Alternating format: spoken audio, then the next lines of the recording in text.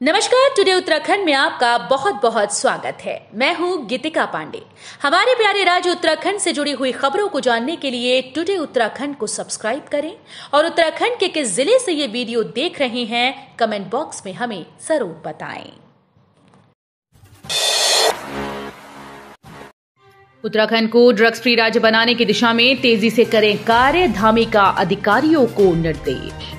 उत्तराखंड के मुख्यमंत्री पुष्कर सिंह धामी ने अपने आवास में उच्च स्तरीय बैठक करते हुए अधिकारियों को वर्ष 2025 तक उत्तराखंड को ड्रग्स फ्री बनाने के लिए प्रभावी प्रयास व गुड गवर्नेंस मॉडल राज्य बनाने की दिशा में तेजी से कार्य किए जाने के निर्देश दिए।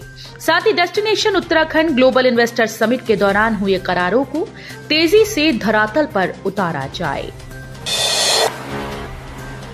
एडवेंचर से भरपूर चक्राता में होटल हो गए हैं बुक, पर्यटकों को भा रही ट्रैकिंग व कैंपिंग। यूं तो चक्राता अपने सुकून देने वाले वातावरण के लिए जाना जाता है। यहाँ के प्राकृतिक नजारे, झरने और मनोहारी देवदार के जंगल, मखमली घास के बुग्याल यहाँ पर पर्यटकों को आकर्षित करते हैं। चक्राता क्षेत्र में प्रकृति प्रेमियों और ट्रैकिंग की रुचि रखने वाले पर्यटकों के लिए उपयुक्त स्थान है। इसके चलते पर्यटकों ने होटल, होम स्टे, रिजॉर्ट के नए वर्ष के जश्न के लिए एडवांस बुकिंग शुरू हो गई है। केरल में वेरिएंट JN.1 मिलने के बाद उत्तराखंड भी सतर्क, जारी की एडवाइजरी। केरल में कोरोना का नया वेरिएंट JN.1 मिलने के बाद उत्तराखंड भी सतर्क हो गया।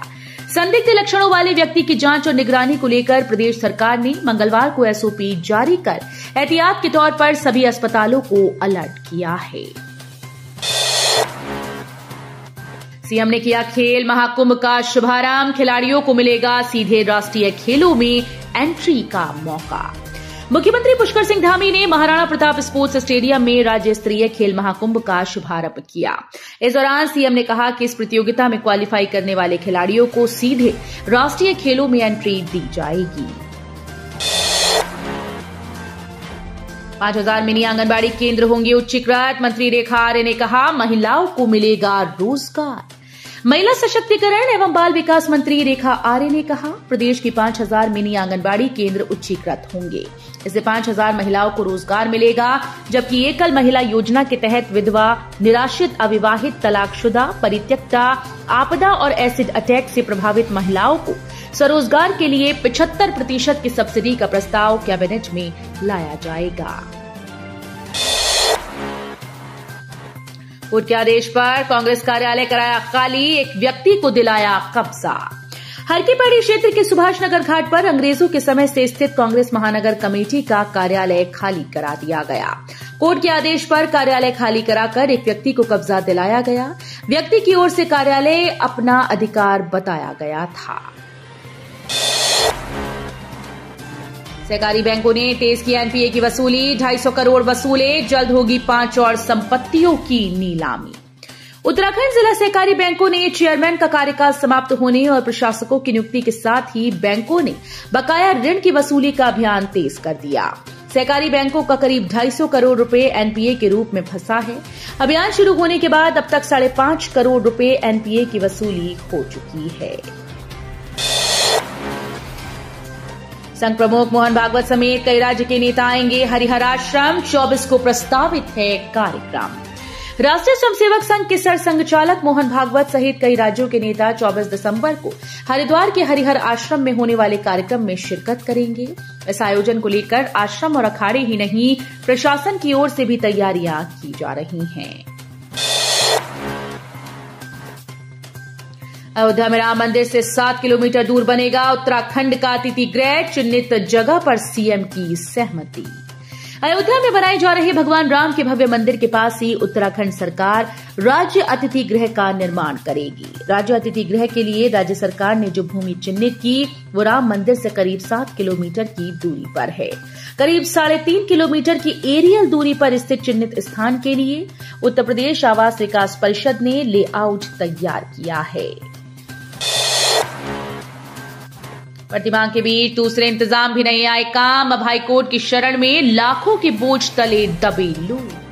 प्रदेश में लगातार बढ़ती बिजली की मांग के इलाज के तौर पर हाइड्रो व सोलर के अलावा दूसरे इंतजाम भी अभी तक कारगर साबित नहीं हो पाए।